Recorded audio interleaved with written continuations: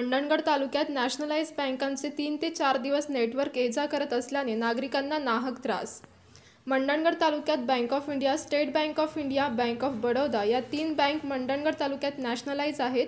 या तिन्ही बँक मुख्य बँक असल्यामुळे पूर्ण मंडणगड तालुक्याचा व्यवहार हा या 3 बँक्समध्ये होत असतो। यामुळे दर दिवसाला हजारोंच्या संख्येने नागरिक काही ना काही कारणास्तव बँकेत येत असतात, परंतु बँकमध्ये गेले असता नेटवर्क नसल्याचे सांगण्यात येत आहे। त्यामुळे सर्व व्यवहार ठप्प झाल्याचे चित्र दिसत आहे। खेडेगावातील नागरिक हा पैसे संपल्यावर प्रथम बँकेत जातो व बँकेतून पैसे काढल्यानंतर पुढील खरेदी व इतर कामे करत असतो, परंतु अशा प्रकारे बँक्सचे व्यवहार झाल्यामुळे पुढील सर्व नियोजन कोलमडत आहे। नागरिकांना नाहक त्रासाला सामोरे जावे लागत आहे।